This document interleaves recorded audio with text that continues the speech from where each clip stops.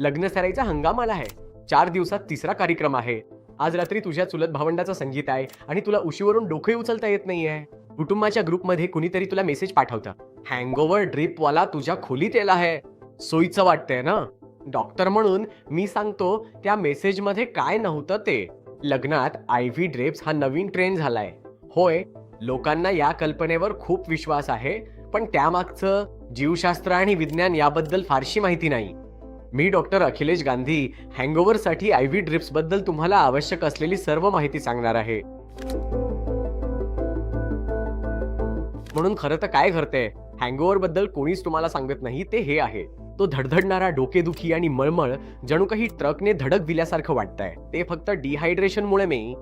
तुमचं शरीर जणू युद्धभूमीत आहे, जिथे ते 10शी झुंज देत आहे.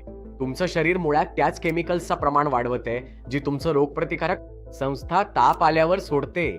मी तुम्हाला एक खरी गोष्ट सांगतो. आपलं यकृत ठराविक गतीनं दारू साफ करतं, साधारणपणे तासाला 1 पेय इतकं. आणि कोणतीही आयव्ही ड्रिप कितीही महागडी असली तरी तुमचं यकृत वेगाने काम करायला भाग पाडू शकत नाही. हे अगदी ट्रॅफिकमध्ये हॉर्न वाजवण्यासारखं आहे. ते केल्याने काहीतरी होतंय असं वाटतं, पण त्यामुळे प्रक्रिया जलद होणार नाही. खरं तर हे सगळं तुमच्या अपेक्षेपेक्षा खूपच सोपं आहे. हँगओव्हरवर एकमेव उपाय म्हणजे वेळ आणि भरपूर झोप. पुनर्प्राप्तीच्या काळात मी वारंवार बातम्यांमध्ये पाहतो की लग्न समारंभात आयव्ही बार असतो आणि त्यावेळी माझ्या डोक्यात एकच विचार येतो, हे सुरक्षित आहे का?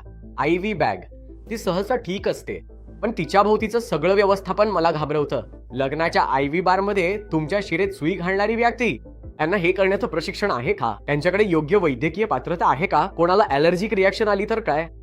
तुमच्या रक्तप्रवाहात हवा गेली तर काय होईल? आजूबाजूला आपत्कालीन किट आहे का? आयव्ही ड्रिप लावण्यापूर्वी ते तुमचा रक्तदाब तपासतात तरी का? म्हणजे अगदी रुग्णालयात सुद्धा आयव्ही ड्रिपमुळे होणाऱ्या गुंतागुंती, जसं की शिरेला सूज येणं आणि त्वचेचा संसर्ग, हे दुर्मिळ नाहीत. हॉटेलच्या खोलीत किंवा लग्नाच्या ठिकाणी किंवा पार्टीच्या टेंटमध्ये अशी आपत्कालीन परिस्थिती उद्भवली तर कल्पना करा. यापैकी काही ड्रिप्समध्ये प्रिस्क्रिप्शन औषधं असतात, जसं की उलट्या थांबवणारी. अँटासिड्स तुमच्या हृदयाच्या गतीवर परिणाम करतात आणि वेदनाशामक औषधं पोटात रक्तस्राव करू शकतात. त्यांना प्रिस्क्रिप्शन औषधं म्हणण्यामागे कारण आहे, ती डॉक्टरांनी लिहून द्यायची असतात, कोणालाही सहजपणे न देता, कोणतीही वैद्यकीय तपासणी न करता. हे फक्त निष्काळजीपणा आहे, स्वतःची काळजी नव्हे. मग त्या आयव्ही ड्रिप ऐवजी तुम्ही खरं तर काय करू शकता? सर्वात सोपी उपाययोजना अनेकदा सर्वोत्तम असतात, जसं की ORS सोल्युशन. हे त्याच इलेक्ट्रोलाइट्सचा पुरवठा करतं, फक्त तुमच्या पोट आणि आतड्यांमधून शोषित होतं. नारळ पाणी, ज्यामध्ये नैसर्गिक इलेक्ट्रोलाइट्स आणि पोटॅशियम असतं, जे तुमच्या शरीराला खरंच हवं असतं. तुमचं जुनं पुराणं लिंबू पाणी, त्यात थोडं मीठ टाकून तेही चालतं. आणि सर्वात महत्त्वाचं म्हणजे विश्रांती आणि झोप, कारण ती तुम्हाला खूप गरजेची आहे. या हँगओव्हरवरच्या क्रांतिकारी उपायाचा एकूण खर्च फक्त 100 रुपयांखाली आहे आणि त्या महागड्या आयव्ही ड्रिपपेक्षा हेच नाहीत तर कधी कधी जास्त चांगले परिणाम देते. हे सिद्ध करण्यासाठी भरपूर संशोधन उपलब्ध आहे. मी तुम्हाला एक जीव वाचवणारी सल्ला देतो. जर तुम्हाला कोणी खूप झोपाळू, गोंधळलेला, विचित्र श्वास घेताना छातीत दुखणं जाणवत असेल तर, तीव्र श्वास घेण्यास त्रास किंवा वारंवार उलटी होणं किंवा उलटीत रक्त दिसणं, अशा वेळी ती आयव्ही ड्रिप बुक करू नका. हे अल्कोहोल विषबाधा असू शकते किंवा त्याहूनही गंभीर काहीतरी असू शकतं. ताबडतोब आपत्कालीन उपचार केंद्रात जा.